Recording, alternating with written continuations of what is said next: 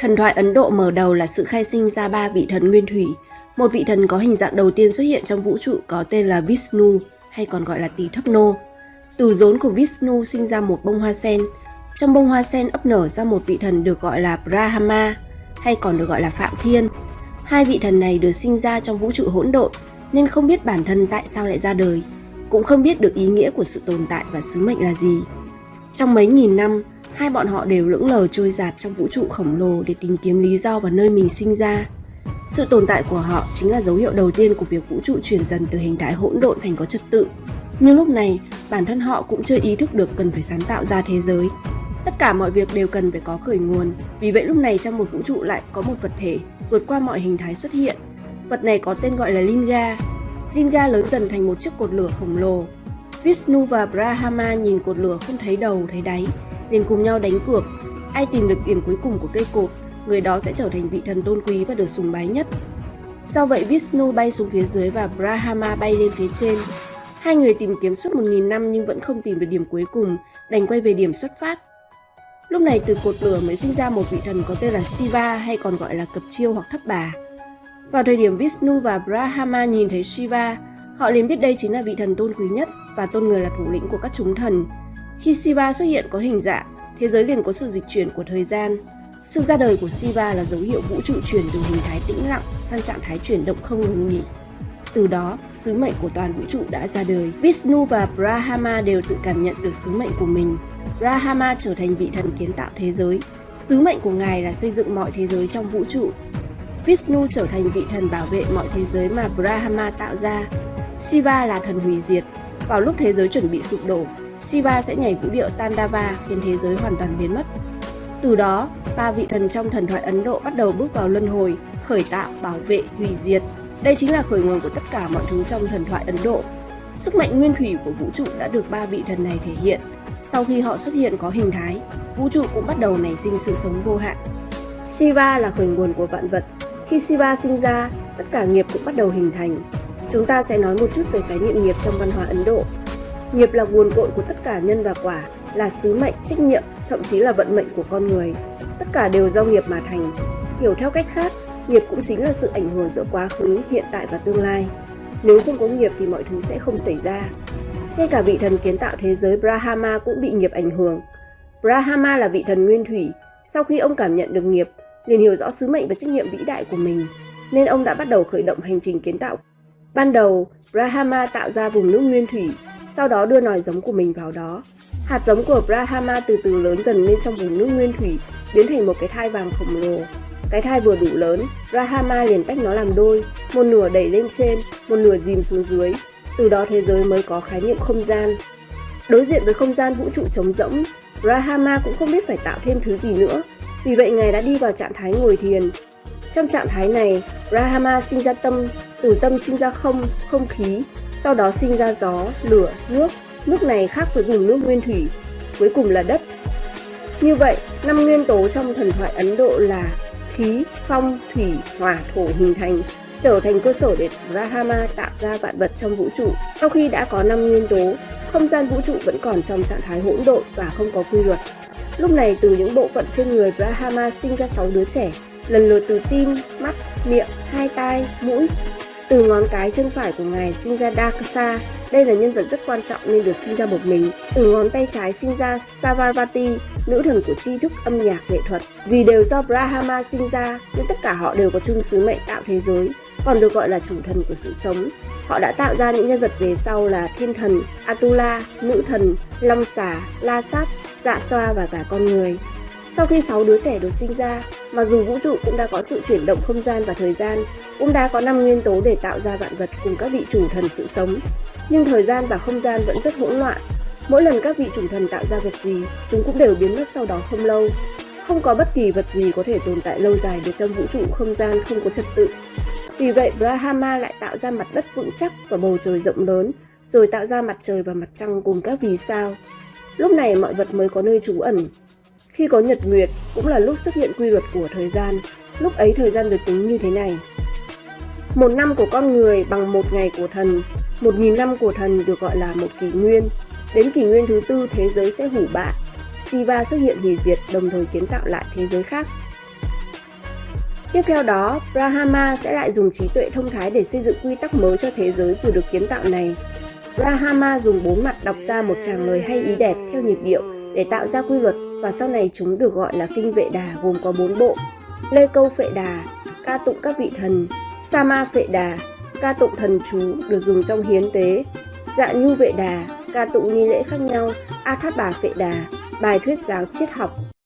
Trong tất cả các vị thần của thần thoại Ấn Độ, Brahma là vị thần duy nhất không có vũ khí.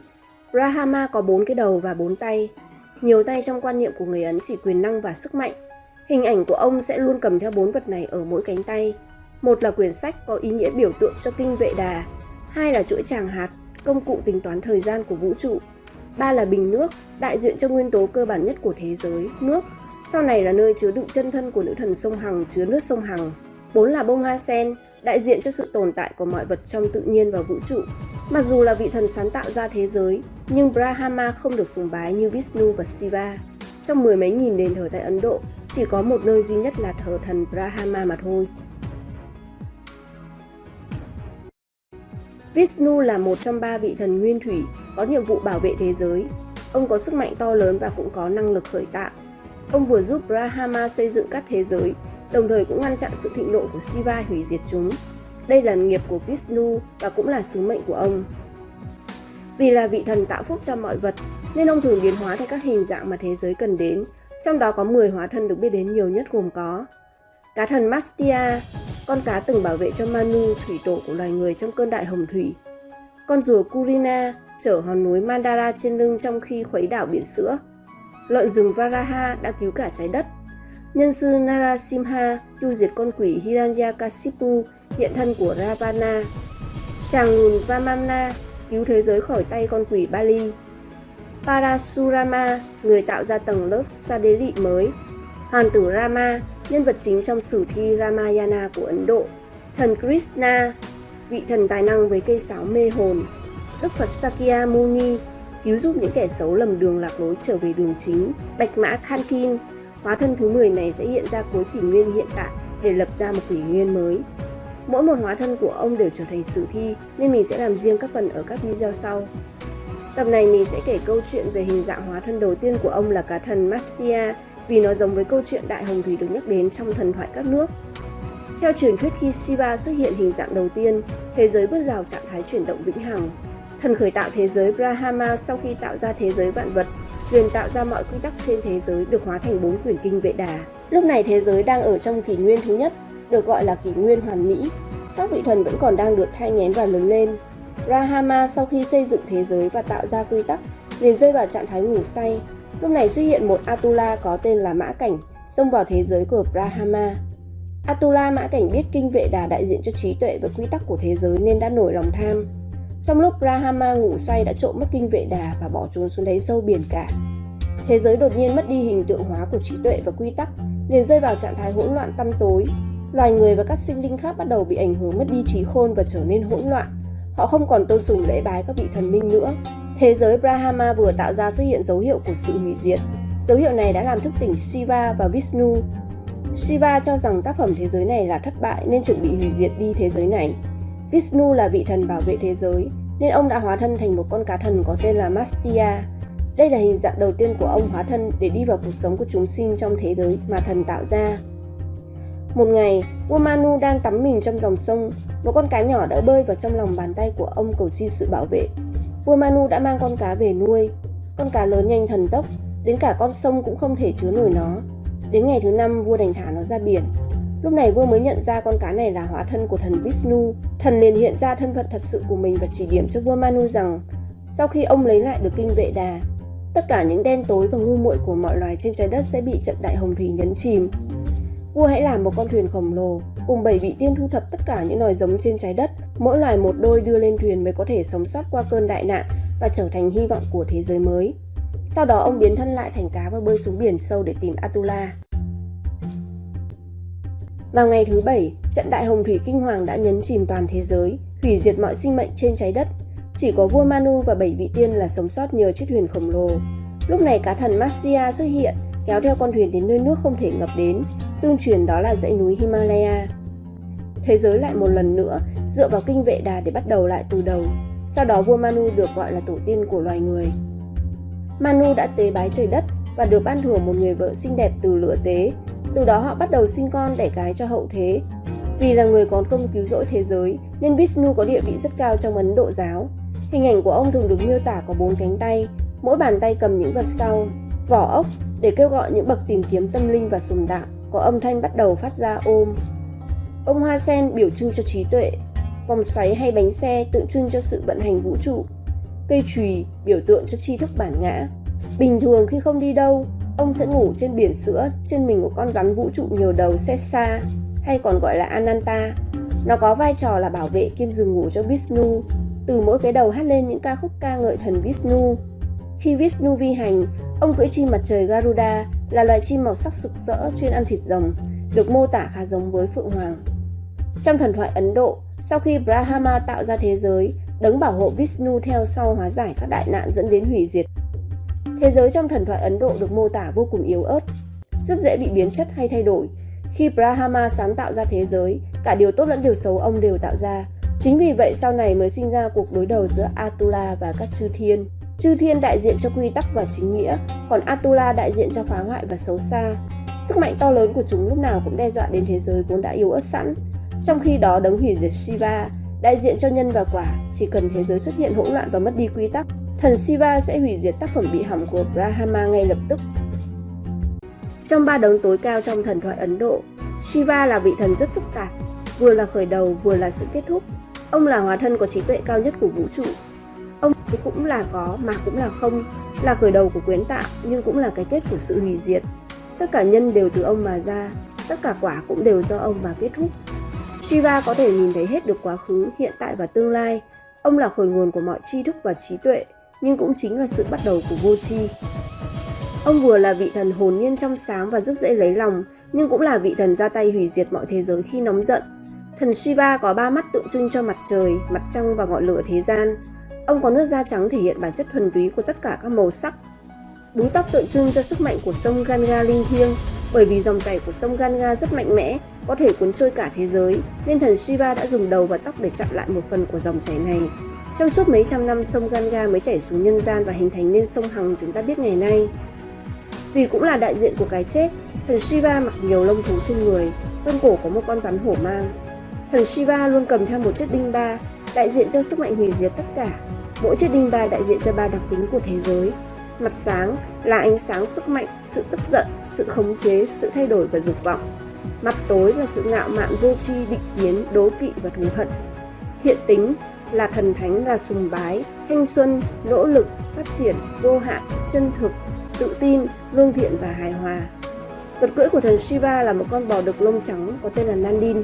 Thần Shiva đã từng bỏ cả thế giới để tu hành, cũng là vị thần duy nhất trong 3 vị thần tối cao có người vợ, có địa vị ngang bằng và có sinh con.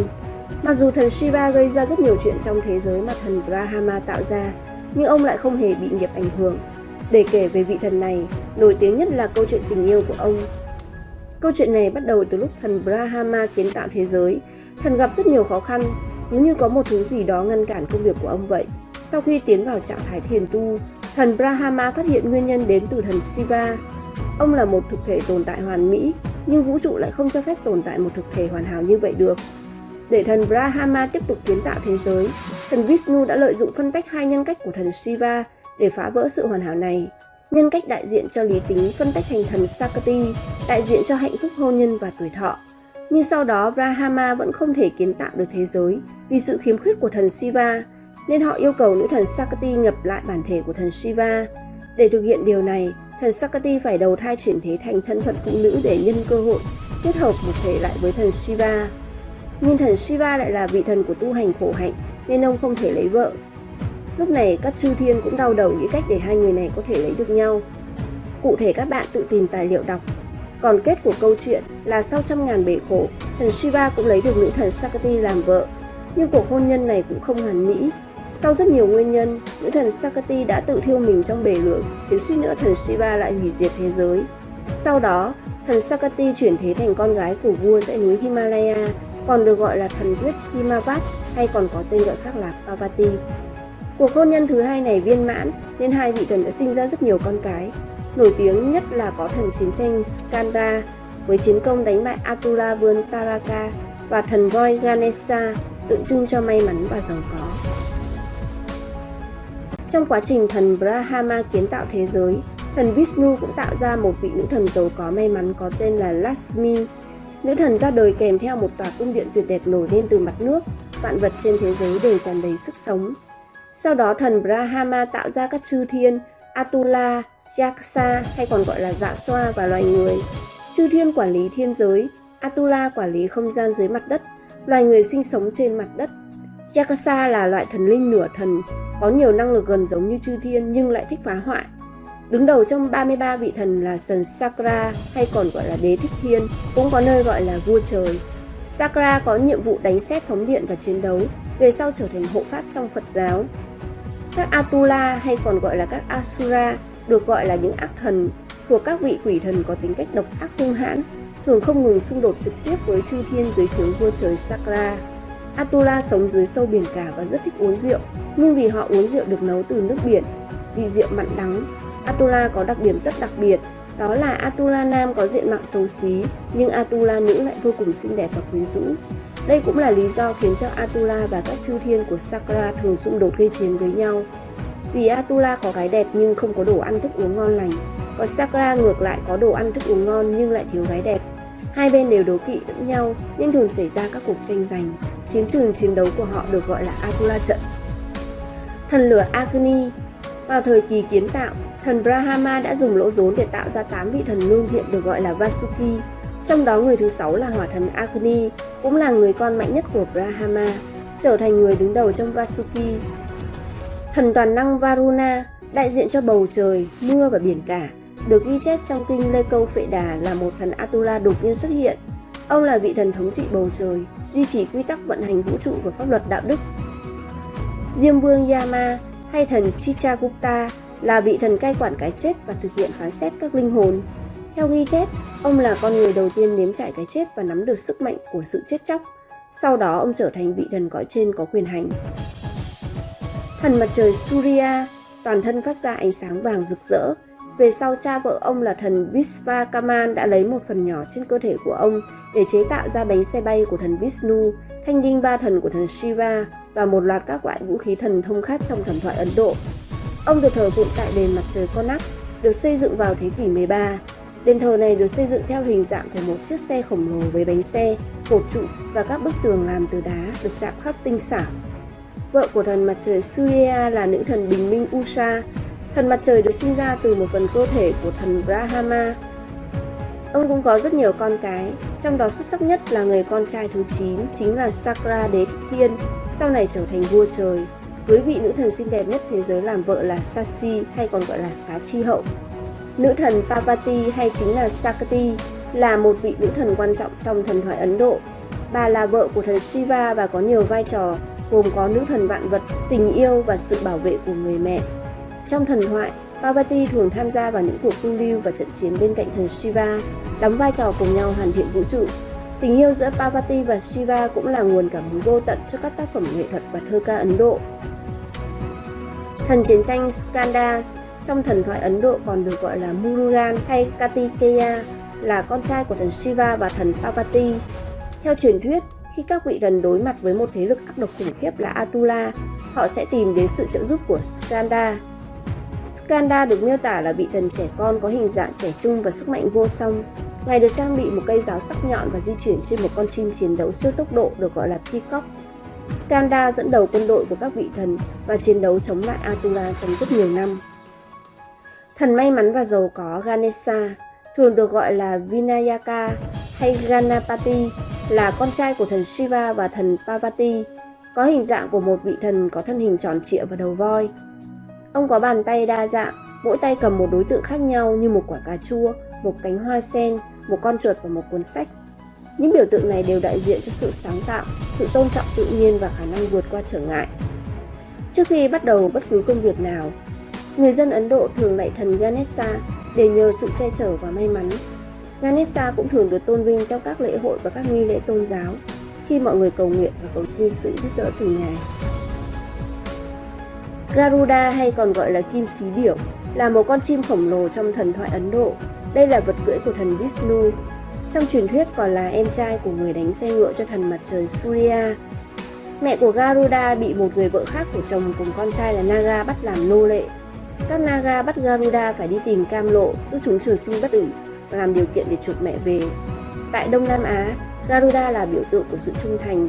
Sau này, hình ảnh của chim đại bàng đã được đưa vào liên tưởng kết hợp với hình ảnh của Garuda, cho ra hình ảnh loài chim đại bàng lửa có cánh vàng, mỏ đại vàng và đôi cánh đỏ.